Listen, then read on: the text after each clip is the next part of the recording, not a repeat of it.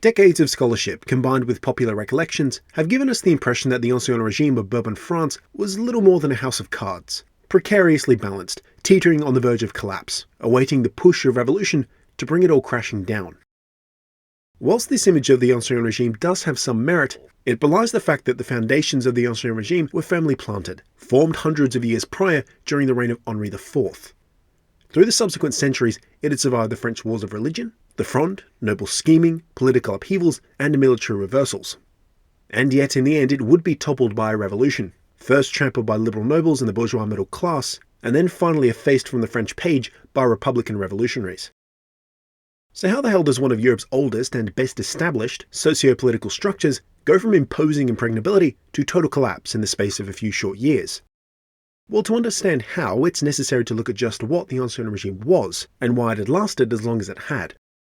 We might look at two streams that coalesced to form the Ancien regime: the campaigns of centralization started by Henri IV, the first Bourbon king, and then the cumulative institutionalization of medieval France's feudal economic and social structures into a homogeneous single entity.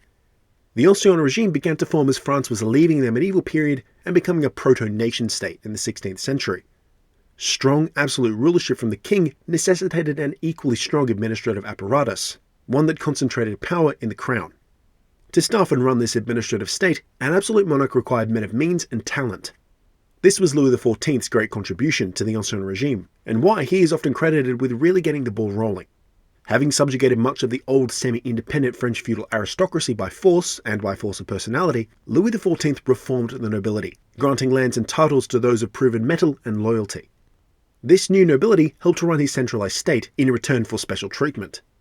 Louis also used lavish gifts, high office, and tax exemptions to ingratiate the aristocracy to his rule. By the time the Sun King died, the Ancien regime, as it was in Louis XVI's reign, was well and truly established. A supranational, multi-tiered political and social system designed to maintain the integrity of the Kingdom of France and the supremacy of the monarchy. And there were three institutional pillars which supported the Ancien regime. The first pillar was economic, feudalism. The second was social, the estate system. And the third political, Bourbon absolutism. Without any one of these pillars, the Ancien regime could not stand. Therefore, it might be worth going into detail about each. We start with feudalism, and by extension the whole revenue-raising structure of the Ancien regime. So let's begin by saying that the Kingdom of France did not possess a full-blown feudal economy by the time of the Revolution. Like most emerging nation-states in Europe throughout the 18th century, France possessed a mixed system. Proto-capitalistic modes of production existed in Europe's burgeoning manufacturing sector and commercial ports. All of this required a banking apparatus that could finance investors and mitigate their risk. But though capitalism was the future of France, and indeed the rest of Europe, it was still generally confined to the middle classes in their towns, cities and ports. As France's economy was largely agrarian, most of the economy was based upon the vestigial feudal system, or more specifically, the seigneurial system. An artifact of their medieval period, a seigneur, lord or master, either owned or administered land worked by the rural peasantry. They could be independent members of the aristocracy, members of the clergy, or even representatives working directly on behalf of the crown. However it was, they all collected rents and dues from tenant farmers. Contracts entered into with these seigneurs had certain unshirkable obligations, and bound the peasants to the land. In effect, through feudal contracts and their obligations, the peasants were borderline slaves, indentured servants, expected to work their fingers to the bone. A lucky few among them might be considered freedmen, peasants who had far more lenient contracts or who owned or leased the land on which they worked, and thus possessed a much greater degree of autonomy. Unlike regular peasants, freedmen could come and go as they pleased, a right of extreme importance. What the peasants did day to day, year in and year out, was work, and work hard.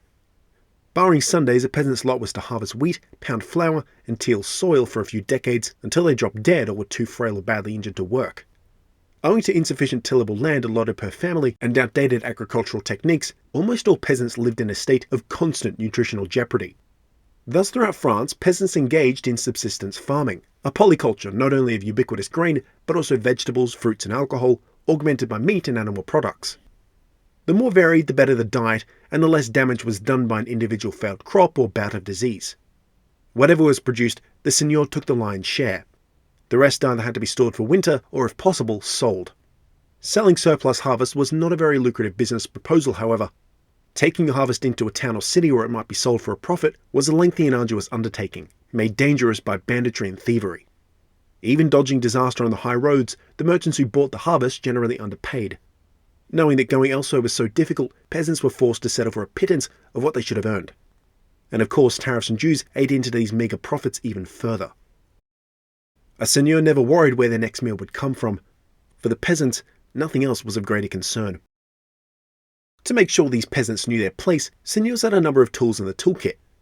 Beyond the obvious harsh and unusual punishments prescribed by original legal codes, peasants were socially subjugated. Their seigneur, for instance, was the only one with the right to wear a weapon in public. They took the best seating at the local church, and were provided with all the choicest produce and foodstuffs. Village leaders were selected by the seigneur, growing to be hated by their charges due to zealous clamping down on dissent. Religious services too were tools of oppression, reinforcing the peasantry's subservient role, reminding them that they were all outranked and owed good service and manners to their lord. On the subject of manners, any and all social slights against a seigneur, a failure to oblige with a deferential bow or a tip of the hat for instance, could lead to serious consequences. That such instances were becoming more and more common in the lead-up to the revolution speaks volumes to the slow boil of animosity between the peasants and their masters. Young men in particular engaged in daily acts of defiance. Described by local authorities as libertines filled with the spirit of republic, these guys had a gut full of local lords stepping all over them and their families.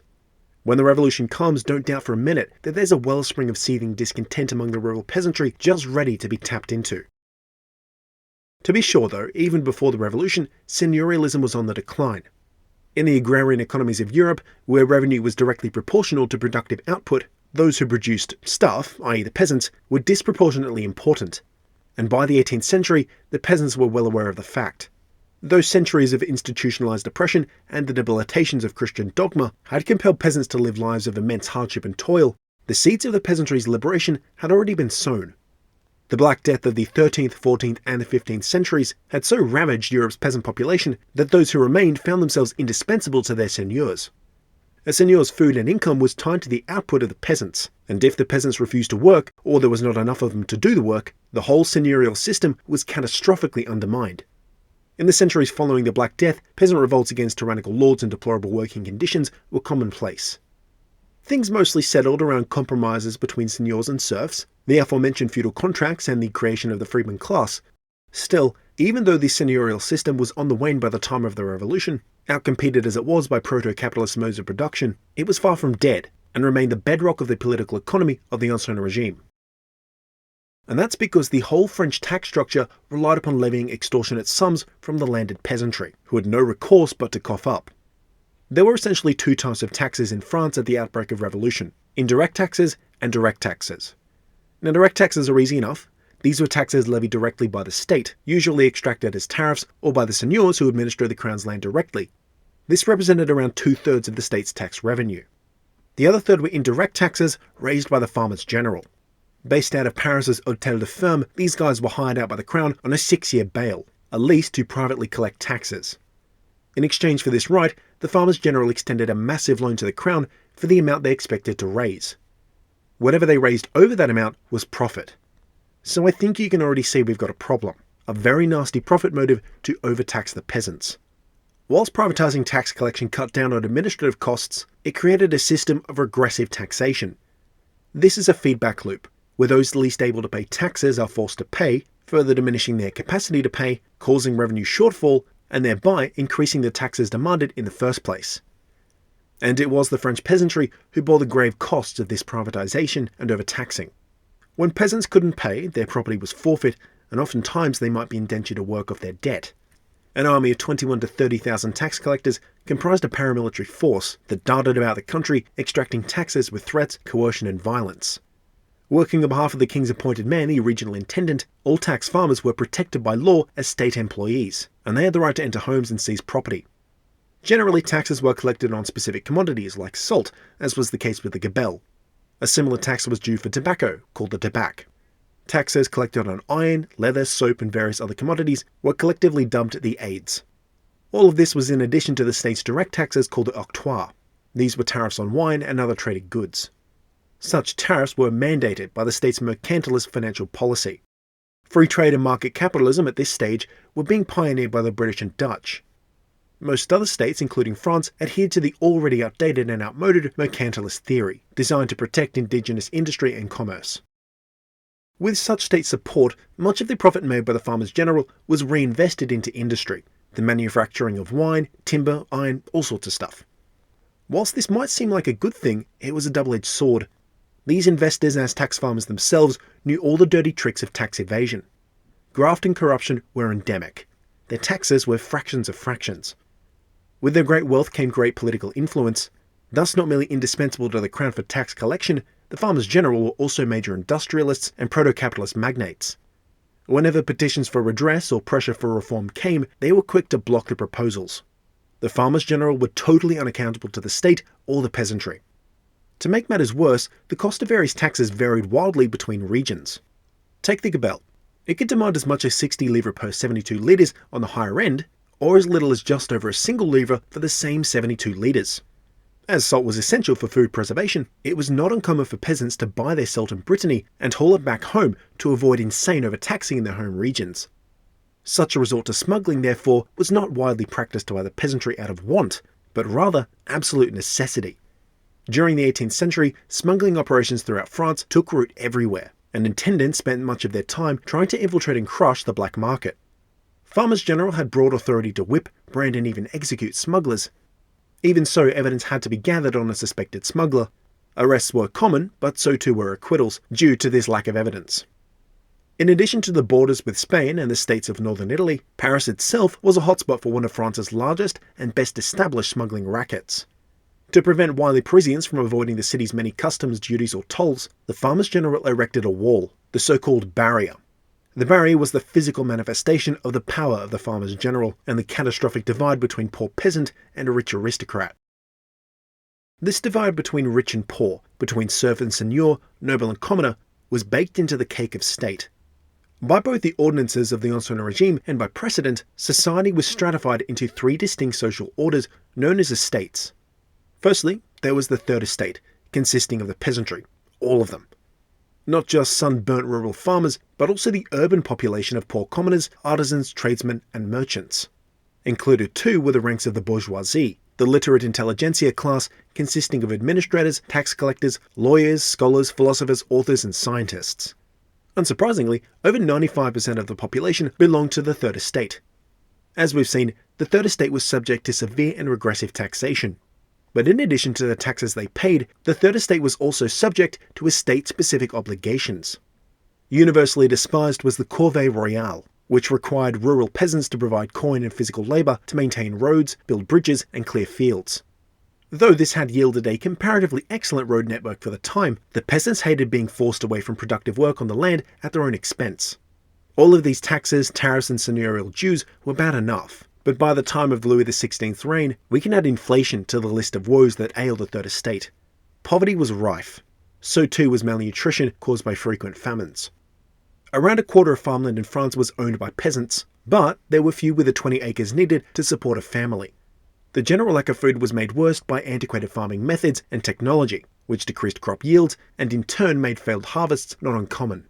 During the famine of 1693, as many as 2 million peasants died. The kingdom's mortality rate hovered around 3.5%, mostly because of this famine and disease. So you've got a rural peasantry, hungry, destitute, and out of work during winter. In their desperate search for food and coin, many made the annual migration to the city to join the swollen ranks of the urban poor.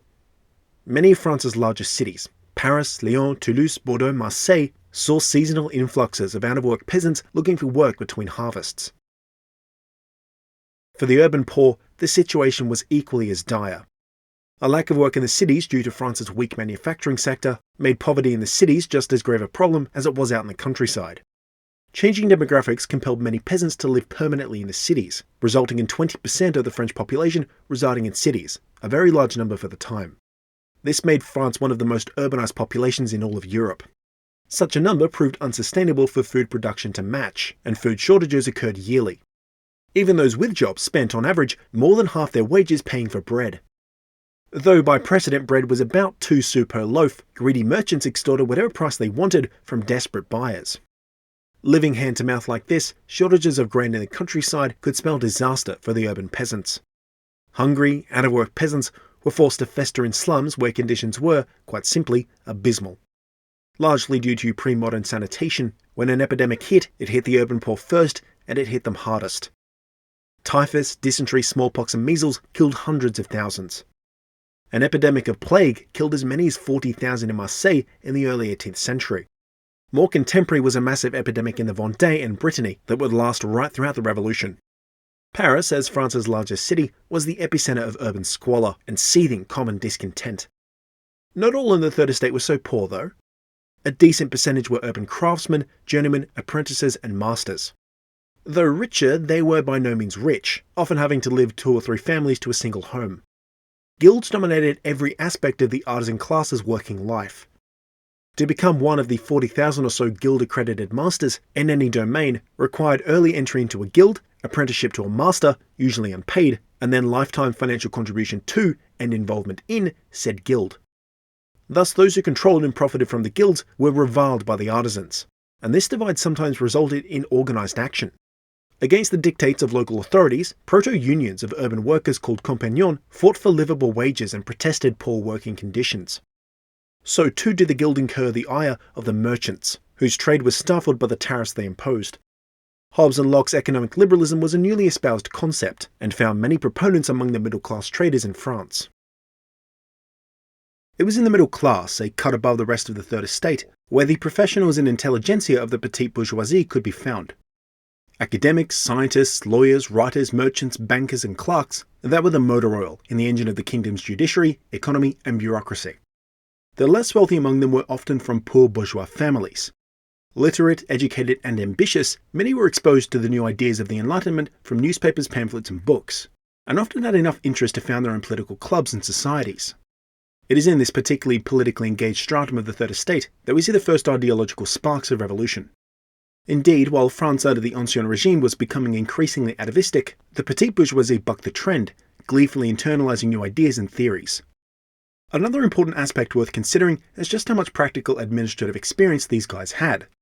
All the best and most prestigious jobs went to nobles and the richest among the bourgeoisie. But the actual task of turning royal decree into actionable policy fell to the multitudes of petite bourgeoisie who ran the state bureaucracy at the local level. All told, there were 70,000 state jobs to snag. Each carried with it the chance not only for material and social elevation, but a few thousand spots conferred immediate ennoblement, the end goal for any ambitious member of the bourgeoisie. Above the petite bourgeoisie were the rich, prosperous and haughty upper middle class, those members of the petite bourgeoisie who had made it, with secured finances and status. Organised into family dynasties, they played at pretensions of nobility, spurning the lower classes in imitation of the nobility to which they aspired admittance. Ennoblement could be purchased, and if an old noble family deep in the red and looking to resurrect their fortunes was spotted by an ambitious bourgeois family, a dynastic marriage could occur, simultaneously elevating the bourgeois family and enriching the noble family. Within this stratum, families found themselves as allies and rivals, just like the nobles did. Lines were drawn between entrenched political dynasties who dominated in a city or a region, and the young money nouveau riche who upset their monopoly on power. Generally, however, all were wary of uppity professionals and unruly artisans, and most certainly despised the peasants, whom they considered a scum-ridden labour force and little else.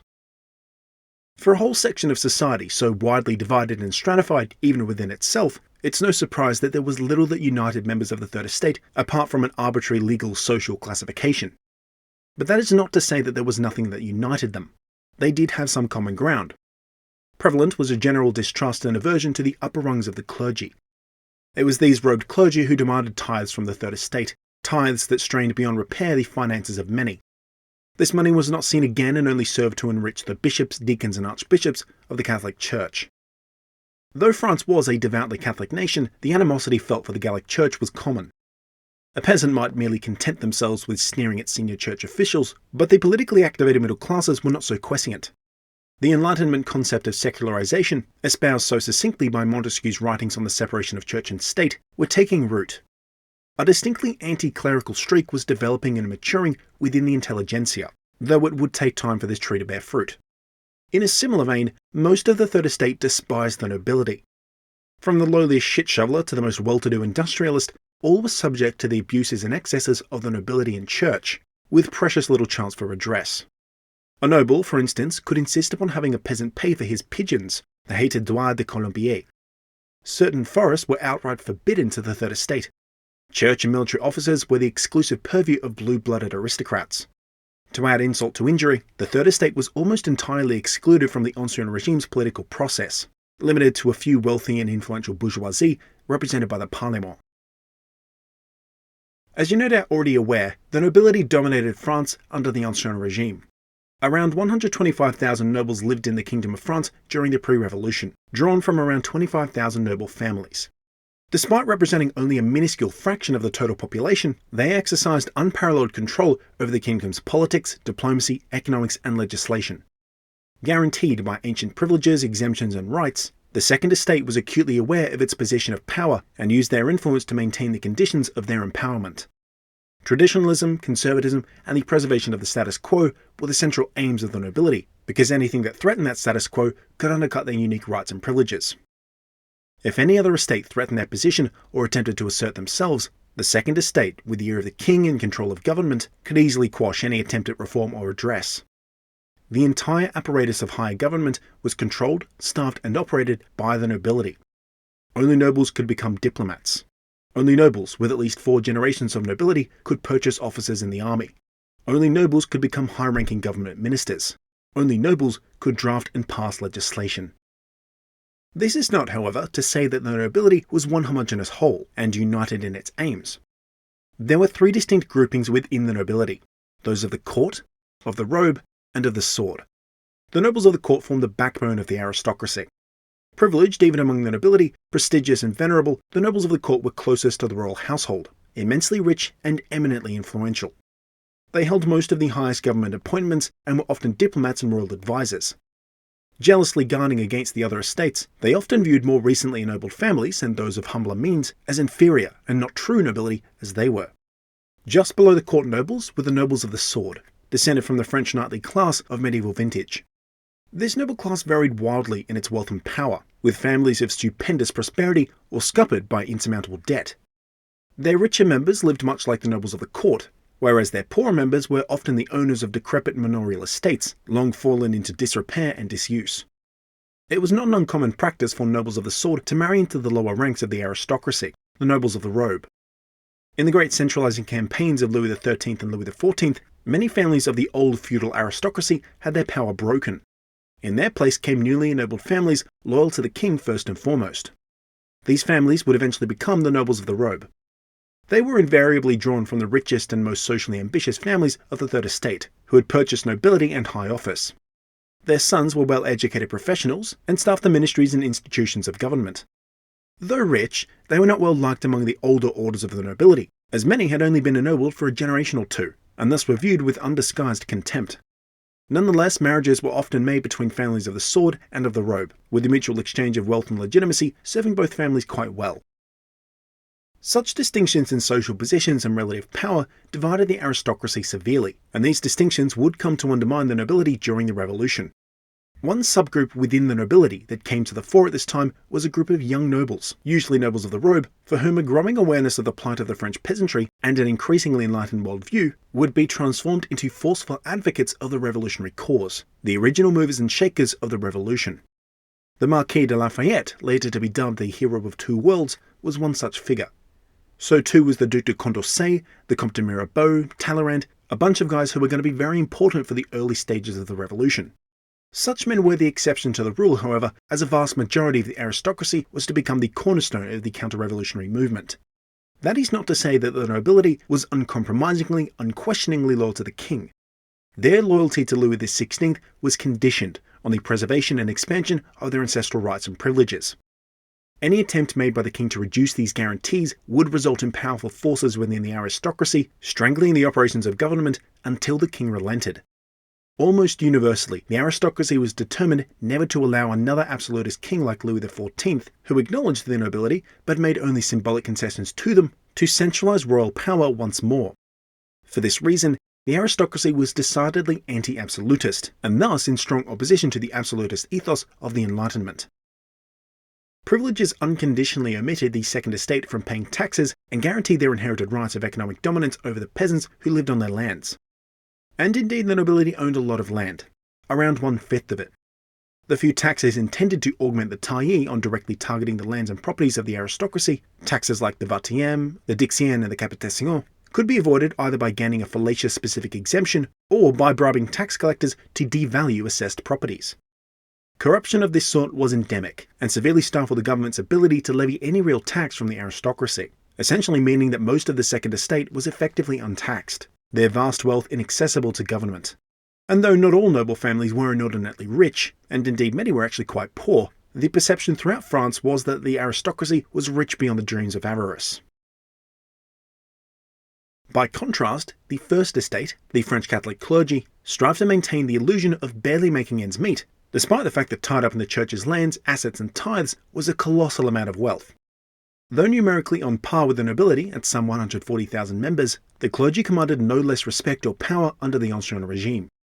Again, like the other two estates, the clergy were highly stratified, organised into a hierarchy of ascending importance and wealth. At 81,000, a majority were monks and nuns. The 60,000 or so remaining were either lay, common clergy, or robed elite clergy. Of this number, most were lay clergy, deacons and poor local priests who administered tithes on behalf of Rome, issued decrees, and conducted local religious ceremonies such as marriages and christenings. Above the local priests and deacons were the bishops. The position of bishop and all officers higher were venal officers, meaning that they could be purchased. All so-called robed officers could only be held by a noble. Thus the aristocracy and the robed clergy were cut from the same cloth and shared the same politics and aims. This also meant that the church could directly influence state policy through personal connections to some of the highest noble officials in the kingdom. In this manner, the church secured for itself the right to maintain its own separate legal system, own and operate an overwhelming majority of the schools in France, to exclude Third Estate members from high office, and conduct censorship of information. But by far and away, their greatest privilege was freedom from taxation, as was enshrined in the Concordat de Bologna, signed in 1518. This tax exemption was particularly egregious. The Gallic Church had 136 dioceses divided among 18 archdioceses, each varying in wealth and prestige, and this amounted to about 10% of France's land. The Roman Catholic Church even owned some small exclaves in the south of France, Saint-Étienne-Avignon in Provence. From the peasants unfortunate enough to be bound to these holdings, the church could extract exorbitant sums of money in the form of tithes. About 10% of the church's annual income came from tithes, supposedly voluntary monetary contributions forced on the Third Estate. Not a single livre of this money was owed to the state, and most of it went to fill the coffers of corrupt and greedy robed clergy who hoarded this wealth. Some of this money went to Rome, and even less went to maintaining churches and parishes, or paying the lay clergy. Assemblies of the robed clergy, when convened, did elect to deliver a contribution to the state, usually a few tens of millions of livres every 5 years, though this amounted to a paltry 5% of the church's real wealth.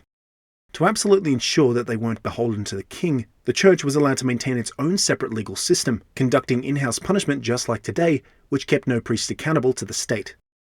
And yet, for all intents and purposes, the kingdom could not do without the First Estate. With such expansive land holdings, they commanded a huge deal of political influence. Furthermore, they ran the kingdom's education system. On the local level, parish priests conducted Sunday school for rural peasants, and in the towns and cities, monastic schools trained up generations of bourgeoisie and nobles. Most of our revolutionaries were educated in this fashion. Despite what you might expect, the church actually took this role as state educator quite seriously, and it did do a pretty good job. By revolution's beginning, naturally the entirety of the nobility, clergy and bourgeoisie were literate, but something like 30 to 50% of the peasantry, especially in big cities like Paris where primary schools were common, could read, and many could even write. The venality and corruption of the robed clergy was contrasted with the relatively sincere lay clergy. Where the red and black-robed bishops were rich, a parish priest skirted the knife's edge of poverty. These lay priests were literate, as their trade necessitated, and were known to digest Enlightenment works, books and pamphlets namely. Many of them became sympathetic to these ideals, though they were concerned with the anti-clerical sentiments espoused by men such as Montesquieu and Voltaire. Being as they were more in touch with the plight of the common French peasant, the priests became somewhat enlightened. As relatively few in the Third Estate were literate at this time, many relied upon the First Estate for news and public decrees, and these announcements were mostly made by local priests now influenced by the Enlightenment. They were not unfeeling and often tolerated dissent on the local level, sometimes even fomenting it. As a general rule, lay priests were well loved by their congregations. The social stratification enforced by the estate system served a higher purpose than to merely empower the First and Second Estates. The true beating heart of the Ancien regime was absolutism. Keeping the nobles in line, honouring the clergy, extracting wealth from the peasants, All of this was a means to an end, to ensure that the monarchy was the supreme power in the Kingdom of France. Absolutism is a term retroactively applied to the centralization of power in the monarchical head of state, a trend that had begun in the courts of Europe in the 17th century. The argument in favour went that the exigencies of war and peace, of trade and commerce, of famine and plague, necessitated a strong guiding hand to effectively steer the ship of state through stormy waters. I'll go into the ideological underpinnings of absolutism a bit later. For now, I want to focus on France. It's still argued to this day who the first absolute monarch of Europe was, but if it's not Louis XIII, then there's a solid case to be made for Louis XIV. More than merely cultivate and wield incredible personal power, Louis constructed the state administrative, military and bureaucratic apparatus that would guarantee that power for himself and his successors. The continuation of this legacy of strong centralized rule and social privilege I will call Bourbon absolutism. In the great relay race of dynastic succession, Bourbon absolutism was both a flame to keep and a burden to bear. For Louis XV and subsequently Louis XVI, it was drilled into them from a young age that they were the guardians of a sacred legacy. Bourbon rulers were the centre of political and social life. In addition to running the country with an iron fist, they were also expected to demonstrate proper protocol for the nobility and pay due deference to the Catholic Church. Though Bourbon absolutism had begun auspiciously enough with Louis XIV, and to a lesser extent his father Louis XIII, by the time of the reign of Louis XVI, the power of the throne was on the wane. Through no fault of his own, Louis inherited a position that was simply not as revered as it once was. The Sun King was highly respected, having built the kingdom which he ruled. His successors merely inherited it. Thus royal decree and the word of the king did not carry the weight of consequence they once had.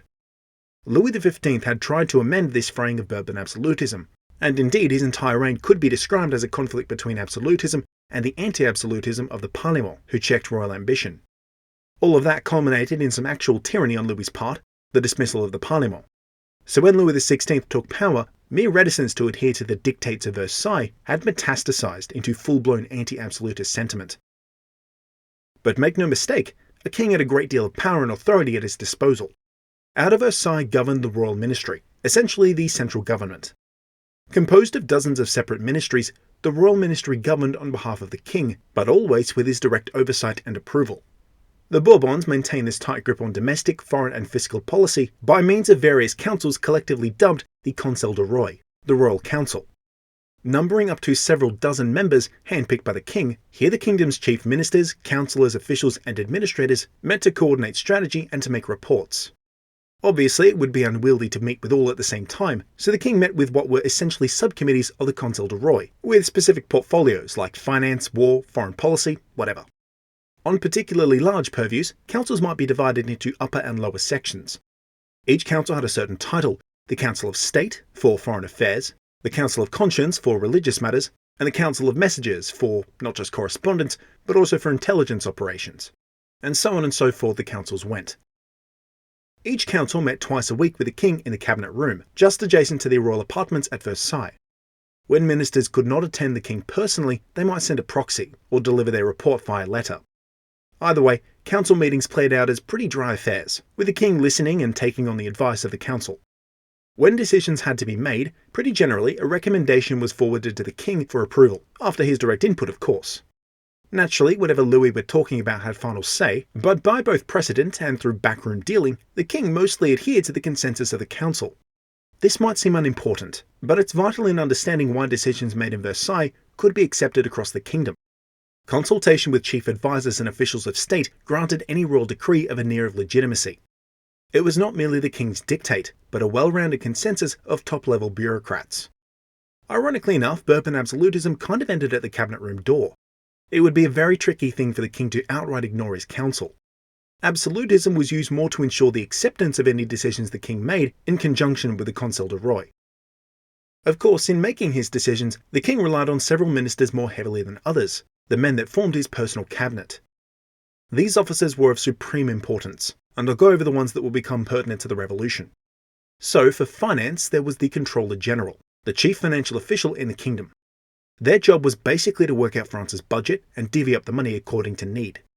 It was a thankless but extremely important task. Controllers General were traditionally high-ranking noblesse de robe, though more than a few had been robed clergy. Fortunately for France, they had some really excellent Controllers General in their past. Jean-Baptiste Colbert springs to mind, the architect of the exclusif, a system of closed trade between the French metropole and its overseas colonies that brought in immense wealth from the triangle trade. Slaves from Africa, money crops from the colonies, manufactured goods from France. Maintaining such stringent protectionism since the early 17th century was deemed essential to the ongoing solvency of the French colonial project. No surprise then that mercantilism was thus at the centre of the Controller General's pursuits. More recently, owing to the debt incurred by the 7 Years' War, Controllers General were concerned with taking out massive loans, issuing new regressive taxes, and doctoring state financial ledgers, all done in an attempt to claw France back into the black. Up next were the Secretaries of State. For our purposes, we only need to worry about the Secretary of the Navy, Secretary of War, and the Secretary of Foreign Affairs. Navy is pretty self-explanatory. They were generally an admiral and managed the Royal Navy. The Secretary of War was usually the head general of the army and managed war efforts and national defence. Naturally, this brought them into close contact with the Secretary of Foreign Affairs, basically the kingdom's chief diplomat, who reported on relations with friends and enemies and organised foreign missions. Sometimes the Secretary of War and the Secretary of Foreign Affairs were the same bloke, especially in times of conflict. There were numerous other secretaries and ministers I won't bother with, they don't really show up too much. But there's certainly one other position you've got to know about, the position of Chancellor. Now technically the Royal Council had a spot for a Prime Minister, but by precedent set up by Louis XIV after the death of Prime Minister Mazarin, nobody was ever selected to take that place. Without someone to officially take that role, the duties of Prime Minister, mostly to coordinate the councils of state, were unevenly divided between both the King and the chief judicial official on the Royal Council, and that was the Chancellor. By convention, the Chancellor was also the keeper of the seals, and thus imbued with extreme influence and power, second only to the King or his close relatives. This is because it was his job to turn the decisions made in the Council into reality, to either force or caress laws through the Parlement and bring unreliable administrators to heel. In due course, we'll get to know some Chancellors of France very well. No matter how competent the Royal Council, nor how emphatic the demands of the Chancellor, royal decrees and laws promulgated from on high were only as good as the guys who enacted them. Under the Ancien regime, these guys were the intendants.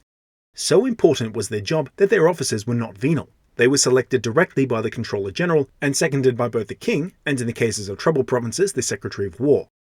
Best described as direct agents of the crown, intendants ensured that absolutism seeped into all corners of the kingdom. Generally, they were given specific missions: bring Normandy back into the black, stop the famine in the Loire, suppress the Bretons, etc. Their duties centered mainly on finance and policing, though they did have broad oversight in many different jurisdictions. Naturally, therefore, intendants had to be the best of the best, highly capable lawyers, soldiers, or financiers. For this reason, they were invariably drawn from the ranks of the noblesse de robe and trained in the finest schools and academies in France. Wherever they went and whatever they did, they went as harbingers of the supremacy of absolutism and the undeniability of royal decree. Their reputation as no-nonsense professionals was well deserved. Each went on assignment bearing a secret weapon, the lettres de cachet. In very specific terms, a lettre de cachet spelt out the demands of the king, co-signed by the Minister of the Interior. The order could be as simple as requiring the confirmation of a certain official. Others might compel the full repeal of a law the Crown found objectionable. More often than not, lettres de cachet were used to imprison dissidents or force the registration of unpopular laws. Denial of a lettre de cachet carried penalty of immediate imprisonment or even banishment. So as you might expect, local courts and administrators despised interfering intendants for going over their heads. Regional parlements abhorred what was often seen as tyrannical absolutism, and nobles feared the intendants who could, with a single letter, bring down the full weight of French law. But what really got regional authority shaking in their boots was not the dictates of the king or his intendants. It was the fear that these dictates might revoke or deny the myriad ancestral privileges so jealously guarded by the provincial nobility, clergy, and bourgeoisie. Upon the outbreak of revolution, the kingdom was divided up into 36 regions called généralités, basically tax zones, up from 34 during the reign of Louis XV. Though meant to assert some rationality and uniformity upon state administrators and taxation, généralités were anything but rational or uniform. Each was unique in its own way, reflecting the culture, economy, and prevailing mood of whatever region they were. The pays d'etat, the state generalities, were largely autonomous, governing with their own tax policy and taxation separate from the interference of the intendants. This contrasted with the pays d'imposition, where state control was non-negotiable. Looking at the map, it's easy to see why. All the pays d'imposition were either border regions with significant Protestant or non-French populations, or regions like Brittany or Corsica, where separatist sentiment caused minor rebellions to flare up every once in a while. Finally, there were the state-controlled pays d'élection, which were essentially crown lands, policy dictated in Versailles. Actual regional administration fell to local bourgeoisie, whilst whatever laws or edicts Versailles promulgated had to be ratified by one of the regional parlements. Which brings us to, oh god, Parlement. Depending on how you look at things, these guys are the antagonists or protagonists of the pre-revolution, so we're going to get pretty cozy with them. So I've already name-dropped Parlement several times, just the French word for parliament. But I want you to get the idea of a modern parliament out of your head. The Parlement of the Ancien Regime only resembled their modern counterparts in name. In actuality, Parlement were courts, imbued with legal authority only to confirm laws, not propose them. They were not legislative bodies. The kingdom had 13 in total, but the largest by far and the most integral to the history of the revolution was the Paris Parlement, whose jurisdiction encompassed almost all of central, northern and western France, around 50% of the kingdom. Each other parlement is a regional parlement by comparison, based out of a regional capital. As far as Versailles saw it, the Parlement, especially the Paris Parlement, were there to rubber stamp or decree, nothing more. Maybe a few minor adjustments, but that's it. Parlement saw it entirely the other way round. Though they technically could not draft their own decrees, they increasingly took it upon themselves to modify the king's decrees with the judicious application of remonstrances, a remonstrance being an official complaint. Typically, Parlement deployed remonstrances whenever they deemed a royal decree as impinging upon their legal rights and ancient privileges. Thus, in their own minds, the Parlement were not merely bloodhounds for legalistic incongruity, but a servile bulwark between the tyranny of a king and his subjects. Very noble, it might seem, but entirely bollocks. Privilege ensured wealth and power, and so long as parlementaires, drawn from the nobility and the upper rungs of the bourgeoisie, were imbued with these privileges, they would jealously guard them against any and all absolutist encroachment. All the stuff about liberty was propaganda designed to endear the Parlement to the common Frenchman. More often than not, it worked. Parlement and parlementaires were very popular as the revolution began, though that wouldn't last long. Another reason the Parlement was so fiercely anti-absolutist was to protect the archaic and oftentimes arcane French judicial system. In France, so many different legal codes and systems had been cobbled together. With overlapping or exclusive jurisdictions, it would take an army of lawyers just to work out what laws applied where. No surprise, as France was hardly the unified kingdom as we imagine it, having been formed out of the integration or annexation of numerous medieval duchies, counties and kingdoms, each with their own unique laws and systems. Many of these medieval legal codes, especially in the south, had their roots in Roman law, whilst those of the north had a more Germanic flavour. Making sense of all this was a fool's errand, and indeed Versailles' numerous attempts over the years to subordinate local legal codes to a central legal code, uniform throughout France, had been thwarted. Parlement had a vested interest in keeping things as difficult as possible, as their privileges were enshrined in these ancient codes. Moreover, it did take a veritable army of lawyers to sift through all the laws, steady work that kept them all in the money. So in very broad strokes, that's France as it was in the 18th century and the build-up to revolution. It was a kingdom divided socially, economically and politically. Inequity was rife, stratifying rich and poor, landed and unlanded, privileged and unprivileged, peasant and seigneur. A regressive, closed political system ensured that society remained dominated by a wealthy, privileged elite. The estate system they benefited from guaranteed that division woven into the very fabric of society, thus condemning the vast majority of French to life on the fringes, living hand to mouth, suffering unimaginable hardships. Despite promising signs of economic recovery and growth after the humiliations of the 7 Years' War, the French economy was fragile. Immense pools of wealth were inaccessible to the state, a parlous situation compounded by the regressive nature of the French tax system. Loans taken to fight the losing war could not be paid back, as state revenue streams dried up even as the economy grew. Each year plunged the kingdom further into a spiralling tailspin of debt mounting on debt. We can see clearly that France is in the thick of it, and good Lord does it all go downhill quickly.